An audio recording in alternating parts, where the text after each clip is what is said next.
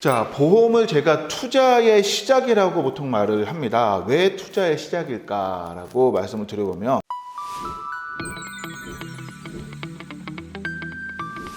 자, 안녕하십니까. HBC 자산관리센터와 설계사 아카데미를 운영하고 있는 전상현이라고 합니다. 자, 오늘은 3강입니다.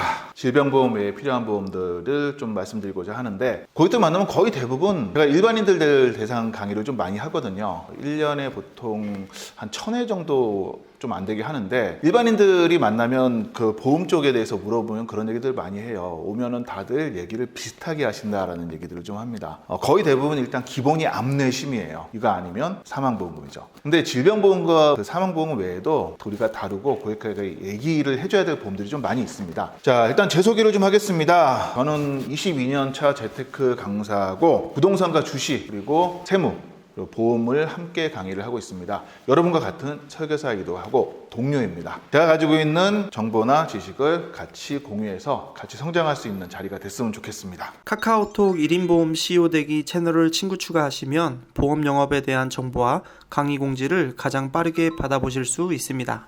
자, 보험을 제가 투자의 시작이라고 보통 말을 합니다. 왜 투자의 시작일까라고 말씀을 드려보면, 저는 보통 이제 모으고부터 시작을 하는데, 모으고 이전 단계가 있습니다. 지키고 모으고, 그리고 불려야 되겠죠. 불리고 나서 이전, 즉 절세 부분이 들어가게 됩니다. 우리가 저축과 투자 부분을 같이 말을 많이 하는데, 좀 쉽게 할 수 있는 저축은 모으고밖에 없어요. 나머지는 전부 다 투자입니다. 전부 다 투자인데, 이게 제 표현입니다. 저는 계약을 했는데 그 계약 내용에 대해서 설명할 수 없으면 투기라고 얘기하거든요. 보험은 설명할 수 없는 게 대표적인 거예요. 처음부터 투기가 나오는 거죠. 그리고 난 다음에 이 모래성 위에, 투기 위에 저축과 투자를 쌓아가는 형식이 많은데, 사람 사는 거랑 똑같습니다. 자, 저는 일반인들 대상으로 이렇게 말씀을 드려요. 처음 태어나는 사람이 있다면 과연 어떤 상품을 맨 먼저 만날 것인가? 출생 이전에 만나는 상품이 있습니다. 그게 태아보험이죠. 돌 정도 되고 나면 자녀가 돌을 통해서 들어오는 뭐 돈이나 이런 것들을 가지고 뭘 하죠? 예금 통장을 만들어서 열심히 운영을 해줘요. 그 단계를 넘어선 분들은, 부모님들은 당연히 불리는데 전념을 다할 거고, 그 많이 불려서 이제 은퇴하신 분들 같은 경우는 여기에 자산의 이전에 대해서 고민하십니다. 결국 세무가 들어가는 거죠. 사람 사는 거랑 똑같은데 돈을 모으는 과정은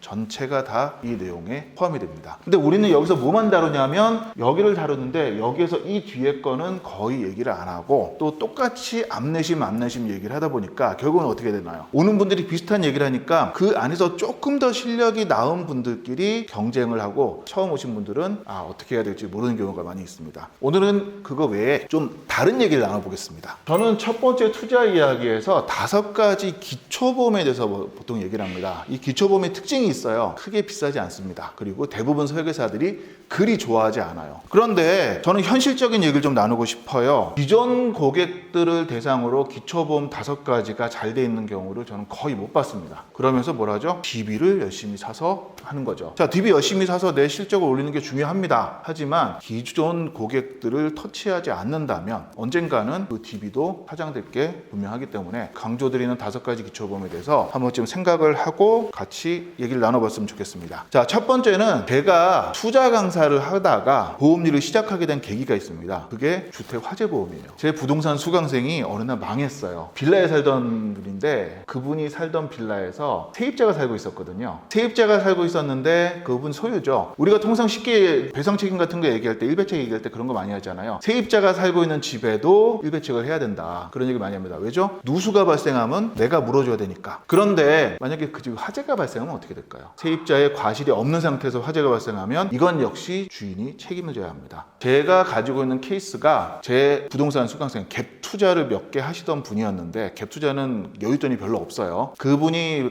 소유하고 있었던 빌라에서 화재가 발생해서 전소됐어요. 그러면 당연히 이분이 다 물어줘야 돼요. 빌라니까 화재보험이 있었을까요? 없었습니다. 아파트는 최소한, 아파트도 별도로 해야 되는 건 알고 계시죠? 최소한의 화재보험이라도 있는데 얘는 아예 없어요. 또 어떻게 됐을까요? 이분이 망했어요. 제 수강생이 망해가는 걸 보면서 제가 첫 번째 느꼈던 건, 나도 없네였어요. 그때까지만 해도 저는 친구가 해준 종신보험 하나만 있었거든요. 종신보험이 나쁜 게 아니죠. 그런데 저는 재테크 강사를 하면서 자산이 붕괴되는 거를 전혀 인지 못하고 강의를 했었던 거죠. 그 일을 계기로 해서 제가 바로 보험 일을 시작을 하게 됐습니다. 또 주택화재보험은 대부분 가입을 잘 안 하시는데 특히 주택화재보험을 가입하는 데는 좋은 이유가 몇 가지 있습니다. 첫 번째는 고객이 부동산에 대해서 얘기를 좀 하게 돼요. 부동산을 대화해서 상담하라는 뜻이 아닙니다. 고객이 그러면 내가 사는 집에도 해야 되고 세입자가 사는 집에도 해야 돼요. 네, 당연히 해야 됩니다.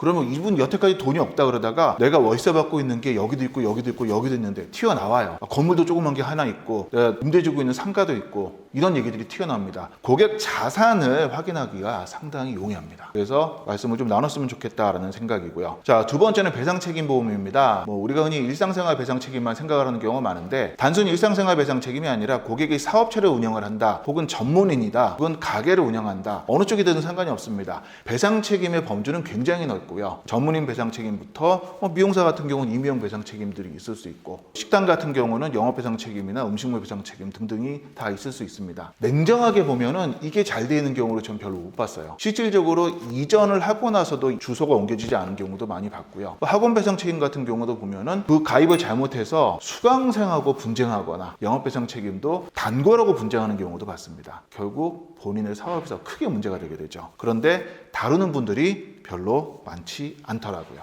자, 실손의료보험. 자, 전환 실비를 해서 가져갑시다. 이런 내용이 아니에요. 이 실비에서 보상이 되는지 되지 않는지 이런 내용들 좀 확인을 해서 알려주시면 굉장히 좋습니다. 이 실손의료보험은 상담을 하실 때 기존에 잘 돼 있는 게 있으면 좀 칭찬을 좀 해주세요. 왜 이렇게 칭찬에 인색한지 모르겠어요. 칭찬을 좀 해주시면 고객이 좋아해요. 그리고 전환하지 않아도 될 만큼 좋은 거면 충분히 칭찬을 해주십시오. 그리고 나서 다른 계약을 받으시면 되죠. 굳이 그 실비가 나쁘다 이걸 막 열심히 까내려가지고 고객 맘 상해서 다음 계약도 날아가게 할 필요는 전혀 없다고 생각합니다. 자, 자동차 보험이 있습니다. 자동차 보험 보통 잘 안 다루시는 경우가 많이 있어요. 특히 생명보험사에서 근무하시는 분들 중에서는 내가 잘 모르니까는 라고 하는 경우들이 있는데 저는 이것도 사례가 하나 있습니다. 고객이 급발진 사고가 있었어요. 급발진 사고 같은 경우는 굉장히 억울하죠. 그런데 급발진 사고는 이길 수가 없어요. 그냥 그대로 끝납니다. 그런데 이분의 대물 한도가 1억으로 돼 있었어요. 비어있는 상가를 뚫고 들어갔는데 비어있는 상가가 굉장히 고가의 물품들이 많았고 연계돼서 물어줘야 되는 것들이 되게 많았습니다. 누가 물어줘야 될까요? 자동차 보험을 가입한 그 고객이 물어줘야 됩니다. 1억 한도, 우리가 이제 잘 알지만 1억 한도와 10억 한도는 보험료 차이가 별로 안 나요. 그 몇천 원 아끼자고 날리는 경우가 많죠. 이게 과연 고객을 위한 컨설팅인가라고 생각해 보면 결국 이거에 대해서 고객은 관성적으로 계속해서 갱신을 한 거고요. 첫 번째 세팅이 잘못됐는데 나는 문제가 돼서 이거에 해당이 안 돼서 손실을 고객에게 그대로 전가할 수밖에 없는 거죠. 운전자 보험도 건드리셨으면 좋겠는데요. 운전자 보험은 최근에 나오는 것처럼 이제 경찰 조사 단계부터 변호사가 이런 얘기가 아니에요. 공무원들 같은 경우는 금고 이상의 형을 받게 되면 정직이 되는 경우가 있고요. 또 공시중비생들 같은 경우는 일정 수준 벌금 이상을 받으면 시험 자체를 볼 수 없어요. 2년인가 기간이 아마 그런데 이런 분들 같은 경우 운전자 보험이 굉장히 중요합니다. 그래서 이런 형태를 잘 터치를 하시는 게 중요하다라고 말씀드리고 사실 이 5가지 기초보험의 공통점은요. 돈이 얼마 안 됩니다. 귀찮아요. 하지만 건드리지 않으면 무슨 문제가 생기냐면요. 한 6개월 전에 고객에게 한 200만 원짜리 종신보험을 기분 좋게 서로 다 받았어요. 이 5가지 기초보험들 중에서 주택화재나 실손을 제외하고 배상책임, 그 다음에 자동차보험, 운전자보험까지도 가능할 수 있는데 이쪽에서 큰 문제가 발생을 하면은 이제부터 그때 가입했었던 6개월 전에 종신이 먼저 깨집니다. 내 거잖아요. 나는 아직 시상도 환수 구간인데 이거를 그대로 날릴 수는 없는 거죠. 하기 싫어도 해야 되는 부분들이 있습니다. 그리고 암내심만 강조하기보다는 이런 부분도 같이 말씀을 나누시는 게 좋을 것 같다는 생각으로 말씀을 드리고 이런 여러 가지 얘기들을 함께 나누는 카톡 오픈 채팅방을 운영하고 있습니다. 아래 댓글에 오픈 채팅방 주소를 올려드릴 텐데 이 안에서는